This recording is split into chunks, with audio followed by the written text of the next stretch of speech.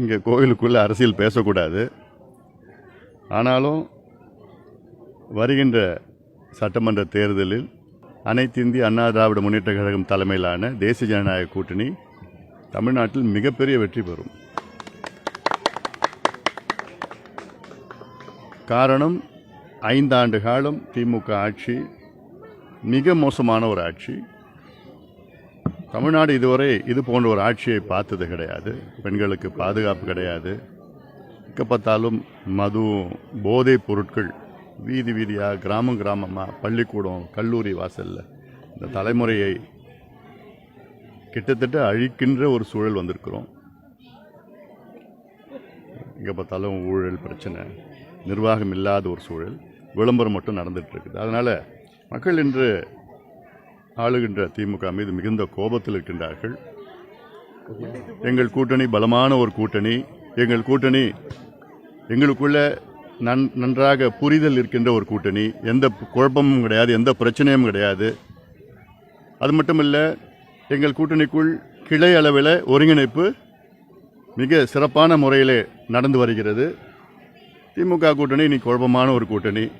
இவங்க இருப்பாங்களா, இல்லை இருக்க மாட்டாங்களா, போவாங்களா, வெளியேறுவாங்களா, இது போன்ற குழப்பங்கள்லாம் திமுகவிடம் இருக்கிறது. உறுதியாக மக்கள் எங்களுக்கு வாக்களிப்பார்கள். இந்த தேர்தல் அண்ணா திமுகவுக்கும் திமுகவுக்குமான போட்டி. இவங்க கடந்த தேர்தலுக்கு முன்பு வாக்குறுதி கொடுத்திருக்கிறாங்க. நாங்கள் ஆட்சிக்கு வந்தவுடன் அத்துணை வாக்குறுதியிலும் உங்களுக்கு நாங்கள் நிறைவேற்றுவோம் என்று, அதில் ஒன்றுத்தை கூட நிறைவேற்றலை. அதனால தான் எல்லாமே இன்னைக்கு வீதிக்கு வந்து போராடிட்டு இருக்காங்க. செவிலியர்கள், மருத்துவர்கள், மீனவர்கள், நெசவாளர்கள், உழவர்கள் எல்லாமே போராடிட்டு இருக்கிறாங்க. அதனால் அத்துணை உழைக்கின்ற வர்க்கமும் குறிப்பாக அரசு ஊழியர்களுக்கு மிகப்பெரிய ஒரு ஏமாற்றம். ஜனவரி மாதம் 5000 அரசு ஊழியர்கள் ஓய்வு பெற்றிருக்கிறாங்க. ஆனால் அவங்க எதிர்காலம் என்னன்னு தெரியல. ஆனால் நாங்கள் ஏதோ அந்த பழைய ஓய்வூதியத்துக்கு மிக சிறப்பான ஓய்வூதியம் என்று சொல்லி ஏமாற்றிட்டு இருக்கிறாங்க. அரசாணை வரல. இப்படி எதிர்பார்த்தாலும் ஒரு பொய் ஏமாற்று வேலை தான் இருக்கிறது. அந்த வகையில் மக்கள் இன்னைக்கு தெளிவாக இருக்கின்றார்கள். திமுக எவ்வளோ காசு கொடுத்தாலும் மக்களுக்கு எடுபட போகிறது கிடையாது. மக்கள் விரக்தியில் இருக்கிறாங்க, வெறுப்பில் இருக்கிறாங்க, கோபத்தில் இருக்கிறாங்க. எங்கள் அனைத்து இந்திய அண்ணா திராவிட முன்னேற்ற கழகம் தலைமையிலான எங்கள் கூட்டணிக்கு மிகப்பெரிய வெற்றியை கொடுப்பார்கள். கடந்த தேர்தலில் சார், எலெக்ஷன் முன்னாடி ஸ்டாலின் ஒரு ரூபா பெட்டியை வச்சு மனு வாங்கினா அது பூட்டி கொடுத்து திறக்கணும் தெரியல. அது வாக்குறுதி காலாவதி ஆகிடுச்சு. இந்த நேரத்தில் கனிமொழி மொத்தம் நேரத்து மனு வாங்குறேன் காத்துக்கிட்டு மாதிரி பெரிய தென் மாவட்டங்களுக்கு அதை பற்றி என்ன நினைக்கிறீங்க சார்? அதான் இது விளம்பரம் தான், அவ்வளோதான், வேறு எதுவுமே கிடையாது. நேற்று கூட நான் சென்னையில் பேசினேன். இந்த 1.5 மாத காலத்தில் 26 திட்டங்களை அறிவித்திருக்கின்றார். திட்டங்கள்னா உங்களுடன் ஸ்டாலின், அவருடன் ஸ்டாலின், அப்புறம் ஏதோ ஒன்று கலைஞர் பேரில் ஒரு திட்டம், இப்படிலாம் நிறையா திட்டங்கள் அதுக்கு திட்டத்துக்கு முதல்ல நிதி கிடையாது. அப்புறம் உங்கள் கனவை சொல்லுங்கள் என்று அது ஒரு அறிவிப்பு. என்னத்தை சொல்ல போகிறாங்க கனவு? இளைஞர்கள் அவங்க கனவை சொல்ல போகிறாங்களாம்மா? இளைஞர்கள் என்ன எதிர்பார்க்குறாங்க? தமிழ்நாட்டில் மது இல்லாத தமிழ்நாடு வேணும்னு எதிர்பார்க்குறாங்க, கஞ்சா இல்லாத தமிழ்நாடு வேணும்னு எதிர்பார்க்குறாங்க, போதைப் பொருட்கள் இல்லாத தமிழ்நாடு வேணும்னு எதிர்பார்க்குறாங்க. பெண்கள் வீதிக்கு போனால் நிம்மதியாக இருக்கணும், பாதுகாப்பாக இருக்கணும்னு பெண்கள் எதிர்பார்க்குறாங்க. நிச்சயமாக அவங்க எதிர்பார்ப்பு தான் பெண்கள் அவங்களே இப்போ சொல்கிறாங்க. அதனால் இளைஞர்கள் 1,30,00,000 இளைஞர்களுக்கு வேலை கிடையாது. படித்த இளைஞர்களுக்கு வேலை வேணும்னு எதிர்பார்க்குறாங்க.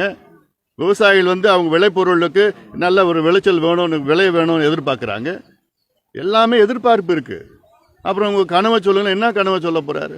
ஊழல் இல்லாத தமிழ்நாடு வேணும்னு இளைஞர்கள் எதிர்பார்க்குறாங்க. இவங்களால் கொடுக்க முடியுமா? அன்றாடம் ஊழல் தான், அன்றாடம் ஊழல். கொள்ளை அடித்து வச்சுக்கிட்டு அதை தேர்தலில் காசு கொடுக்கலாம். சமூக நீதிக்கு திமுகவுக்கும் தகுதி கிடையாது. அந்த சமூக நீதின்னு வார்த்தை சொல்றதுக்கே திமுகவுக்கு தகுதி கிடையாது. பெரியார் வந்த வழி, அண்ணா வந்த வழி, கலைஞர் வந்த வழின்னு சொல்ற ஸ்டாலின் அவர்கள் சமூக நீதி பற்றி பேசக்கூடாது. சமூக நீதி ஸ்டாலின் அவர்கள் கிட்டத்தட்ட 20 அடி ஆழம் குழி தோண்டி புதைச்சிட்டார் தமிழ்நாட்டில். அதை பற்றி பேசுறதுக்கு கூட தகுதி கிடையாது. சாதிவாரி கணக்கெடுப்போ, 69 விழுக்காடு இடஒதுக்கீடு, பாதுகாப்பு, எத்தனை செஞ்சுருக்கலாம் மக்களுக்கு? எதுவுமே கிடையாது. விளம்பரம் விளம்பரம் விளம்பரம், அவ்வளோதான் நடந்துட்டு இருக்குது. ஆனால் அன்றாடம் ஒரு ஊழல் வெளியில் வந்துட்டு, மணல் கொலை, தென் மாவட்டங்களில் கனிம வள ஊழல். காட்ஃபாதர் ஒருத்தர், பெரிய காட்ஃபாதர் இருக்கிறாரு. என்ன நடக்குது? அப்பாவியா ஒருத்தர் இருக்கிறாரு. அதான் அப்பாவியா ஒருத்தர் இருக்கிறாரு. அதெல்லாம் வரப்போகுது. இன்னும் 2 மாதம் எங்கள் ஆட்சி வந்துடும். அதெல்லாம் நாங்கள் பார்க்க போகிறோம். ஏன்னா மேற்கு தொடர்ச்சி மலை நமக்கு இயற்கை கொடுத்த வரம். நீ அந்த மேற்கு தொடர்ச்சி மலையை அடித்து நொறுக்கி நாசப்படுத்திக்கிட்டு எல்லாம் கேரளாவுக்கு எழுதிட்டு போகிறாங்க. அப்போ என்ன தமிழ்நாடு என்ன, நமக்கு எப்படி மழை வரும்? வயநாடு மாதிரி ஒரு சூழல் வரணுமா? இந்த வயநாட்டில் நிலச்சரிவு வந்த காரணமே இது போன்ற அங்கே எடுத்துட்டு போய் இந்த எல்லாம் பண்ணிட்டதுனால தான் நாசப்படுத்திட்டாங்க. இப்போ அதை நிறுத்திட்டாங்க கேரளாவில். தமிழ்நாட்டில் இருந்து எல்லாமே மணலும் போகுது, அந்த ஜல்லி போகுது, எல்லாமே இயற்கை எல்லாமே போயிட்டுருக்கு, இங்கேருந்து போயிட்டுருக்குது. அப்போ என்ன நடக்குது? என்ன ஆட்சி? கொள்ளை அடிச்சிட்டு இருக்கிறாங்க. சிபிஐ விசாரணை நிச்சயமாக வரும், இதுக்கெல்லாம் வரும். அதனால் இது இன்னொன்று, நெடுஞ்சாலைத்துறை அமைச்சர் சென்னையில் பார்த்தா 14 கிலோமீட்டருக்கு வந்து 2100 கோடி ரூபாய் மேம்பால திட்டம்னு ஒன்று அறிவிச்சு, அதில் பார்த்தா அதோட டெண்டர் போட்டிருக்கிறவர் 700 கோடி கம்மியாக போட்டிருக்கிறார். அவர் வந்து வெளியேற்றிட்டு அவருக்கு வேண்டிய ஆள் ஆந்திராவில் வந்து ஒருத்தர், அவர் தான் எல்லா கான்ட்ராக்ட் தமிழ்நாடுக்கு பண்ணணும், வேறு ஆள் இல்லையா? என்ன லஞ்சம் கொடுக்குறாங்க, காசு கொடுக்குறாங்க, அவ்வளோதான். இப்படி தான் எல்லாமே லஞ்சம் ஊழல் நடந்துட்டு இருக்குது. உறுதியாக இன்னும் 2 மாதத்தில் எங்கள் ஆட்சி வரும். நாங்கள் நிச்சயமாக இதுக்கு எல்லாத்துக்கும் விசாரணை இருக்க போகிறோம். சிறுபான்மையர் நலன்னு சொல்லி இப்போ சொல்கிற ஸ்டாலின் வந்து இது வரைக்கும் என்ன மாதிரி பாதுகாப்பு கொடுக்குறாரு? அதாவது திமுக குறிப்பாக சிறுபான்மையர்னா குறிப்பாக நான் மறுபடியும் இன்னும் தெளிவாக சொல்கிறேன், இஸ்லாமியர்களை திமுக இஸ்லாமியர்களை வெறும் வாக்கு வங்கியாக மட்டும்தான் பயன்படுத்திட்டு இருக்கிறாங்க. அவங்களுக்கு எதுவும் செஞ்சது கிடையாது. ஒரு இத்தனை தேர்தலில் வெறும் வாக்கு வங்கி தான். இஸ்லாமியர்கள் மட்டுமில்லை, கிறிஸ்துவர்களையும் வெறும் வாக்கு வங்கி, அவ்வளோதான். அவங்களுக்கு எதுவும் செய்யணும். ஆனால் நாங்கள் தான் பாதுகாப்பு, ஒரு அச்சுறுத்தல் ஏற்படுத்தி நாங்கள் தான் பாதுகாப்பு. என்ன செஞ்சீங்க நீங்க? என்ன செஞ்சீங்க? அவங்க ஏதாவது ஒரு முன்னேற்றம் இருக்கா? சிறுபான்மை மக்கள் தமிழ்நாட்டில் ஏதாவது ஒரு முன்னேற்றம்? ஒன்றுமே கிடையாது. இந்த தேர்தலில் சார் ஆட்சியில் பங்கு அதிகாரத்தில் பங்குங்கிறத கோரிக்கையை காங்கிரஸ் தொடர்ச்சியாக முன்னெடுத்துட்டே வர்றாங்க. ஆனால் இன்னைக்கு முதல்வர் வந்து ஒத்து வராது தமிழ்நாட்டுக்கு அப்படின்னு சொல்லியிருக்காரு. அதாவது இன்னும் சொல்ல போனால் எங்கள் கூட்டணி வந்து இன்னைக்கு தெளிவாக இருக்கிற கூட்டணி. எங்கள் கூட்டணிக்குள்ளே குழப்பமே எதுவும் கிடையாது.